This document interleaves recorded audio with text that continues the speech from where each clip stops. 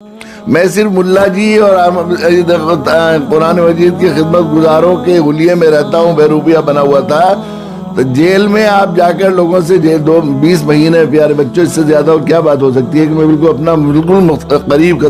جو ہے اپنا تجربہ بتا رہا ہوں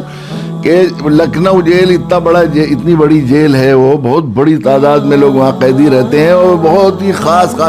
ایجنسی کے سارے جو ہے قیدی وہاں پر ہوتے ہیں، اور ہر طبقے کے لوگ ہیں وہاں پر، منسٹرز بہت سارے ہیں، آئی جی آفیسرز، پولیس کی الگ بیرک ہے، پولیس والے رہتے ہیں وہاں پر، منسٹرز ہیں 20 میرے خیال سے 10 سے زائد منسٹرز ہوں گے، بلکہ اور 15 نہ ہوں منسٹر، جو منسٹر رہ چکے ہیں وہ لوگ ہیں، بڑے بڑے آفیسرز ہیں، آئی ایس آفیسرز ہیں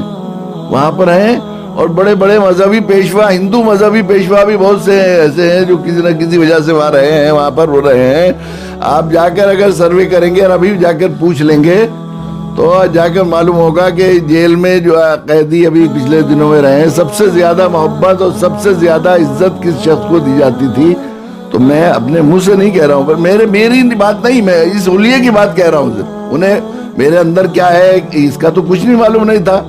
نہ میں نے انہیں پڑھایا ہے، نہ میں نے ان کے سامنے کوئی خاص تقریر کی ہے، نہ کچھ کیا ہے، بس یہ دیکھ کر یہ اولیاء اور یہ مولانا صاحب ہیں، بس اس طرح سے سمجھتے تھے، حضرت صاحب کہتے تھے لوگ۔ وہ جو تھے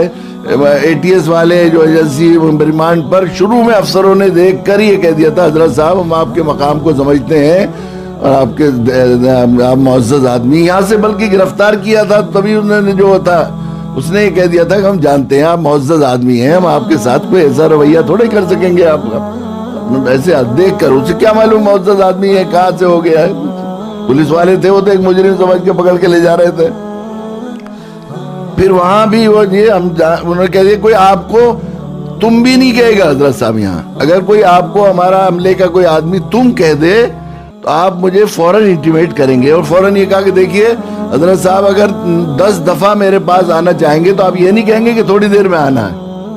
جانا ہے ہمیں، ذرا ہم مصروف ہیں، فوراً لے کے آئیے گا، کوئی بھی شکایت کمپلینٹ ہو بس جتنی دیر آپ کی طبیعت شرح ہو تو آپ جواب دیجئے، ہماری تو مجبوری ہے کہ ہمیں فارمیلٹی پوری کرنی ہے، جتنی دیر آپ جواب دے سکتے ہیں اتنے جواب دیجئے، اس کے بعد جیسا ہو جائے پھر اب 10 منٹ 15 منٹ ہم کوئی یہ نہیں کہیں گے کہ آپ ہمارا کیوں وقت ویسٹ کر رہے ہیں۔ جس روز میں آیا تو وہاں پر ایک بہت بڑے پنڈت تھے، وہ بھی تھے بیچارے، ان کے 6 آشرم تھے بڑے بڑے، PGI ہے وہاں پر، سنجے گاندھی PGI، تو وہ پہلے تو باہر تھا رائے بریلی روڈ پر، لیکن اب وہ وہاں پر انجینئرنگ کالج، یونیورسٹیز، ہاسپٹلز، بڑے بڑے آفیسز بن گئے ہیں، تو لکھنؤ کا مہنگا ترین ایریا ہے، وہاں پر 450 ایکڑ ہے ان کے فارم میں جگہ ہے وہ، اور زمین مافیا نے ان پر اس زمین پر قبضہ کرنے کے لیے ان کو جیل میں بھجوا دیا، جھوٹے الزام لگا کر، وہ پیسے دے کر نکلنے نہیں دیتے، بہت شریف آدمی، بہت صاف ستھرے رہتے تھے، بہت ہی۔ جب میں آ رہا تھا جس روز قید سے نکل کر، اس روز وہ جو ہے پولیس والوں سے کہا ہم بھی حضرت صاحب سے بھیٹ کر لیں، تو پولیس والے بھی ان کا احترام کرتے ہیں کہ بڑے آدمی ہیں اپنے مذہب کے، تو وہ آئے اور آ کے کہنے لگے مولانا صاحب دیکھیے ایک تو جن کی رہائی ہوتی ہے، ایک جگ کی رہائی ہوتی ہے، جن تو روز جاتے رہتے ہیں، مجھے آج ایسا لگ رہا ہے جیسے جگ رہا ہو رہا ہے آج، اور مجھے آپ سے کوئی چاپلوسی کی بات نہیں کرنی، مجھے کچھ لینا نہیں آپ سے، میں سچ یہ بات کہہ رہا ہوں کہ اگر میری رہائی ہوتی تو مجھے اتنی خوشی نہیں ہوتی جتنی آپ کی رہائی کی خوشی ہو رہی۔ یہ صرف ان ملاؤں اور قرآن والے مجید کے خادموں کے اس حلیے کا احترام ہے بچوں، اور کچھ نہیں ہے اس کے علاوہ۔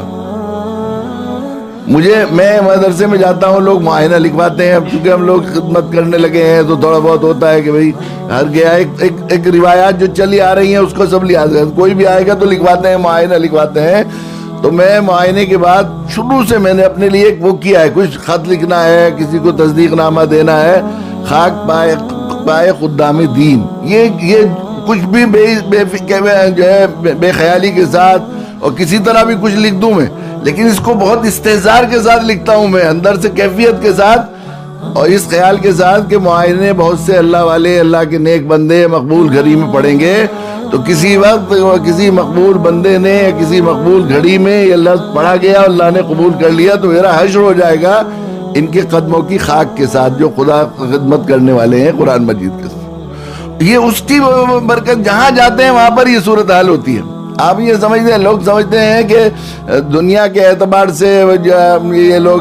چلو یہ تو عام طور پر یہ سمجھا جاتا ہے، اور یہ شیطان بہکاتا بھی ہے انسان کو دین سے دور رکھنے کے لیے، کہ دین کا مطلب یہ ہے کہ اس دنیا میں بھوکا رہیں گے، فقر فقال رہیں گے، بالکل پریشان رہیں گے، مستقل جو ہے ایسی صورتحال ہوگی۔ ایسا نہیں ہے۔ دین نے تو اللہ کے نبی صلی اللہ قرآن مجید میں خود اللہ تعالیٰ نے جو نیک لوگوں کی تعریف بیان کی، ان کی دعا بیان کی، ربنا آتنا فی الدنیا حسنہ وفی الآخرۃ حسنہ وقنا عذاب النار۔ اللہ ہماری دنیا بھی اچھی کیجئے، آخرت بھی اچھی، پہلے دنیا اچھی کیجئے، دنیا اچھی ہوگی آخرت اچھی ہوگی۔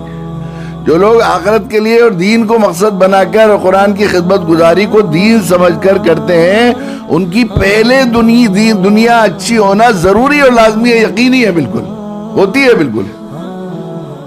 ہم دیکھتے ہیں لوگ ترستے ہیں جن چیزوں کو، ہم ان سے جان بچاتے پھرتے ہیں۔ وہ بقول کسی ہمارے کرم فرماتے مولانا قاری امیر اللہ صاحب کہ دنیا کے لوگوں کو اس کی فکر رہتی ہے کہ کہاں سے کھائیں گے،